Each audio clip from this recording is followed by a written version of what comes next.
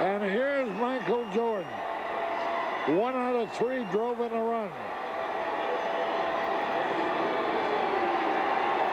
And that's what these fans are here to see. Jordan. He's handled a couple of chances well. He made an error on a ground ball. Got a base hit that drove in a run. There's another hit. A drive down the third baseline. The tying run may score. He's around third, racing for the plate. The throw. He hasn't touched the plate yet, and he does. Michael Jordan has tied up the ball game with a ground double to left. And this crowd has seen what it came here for.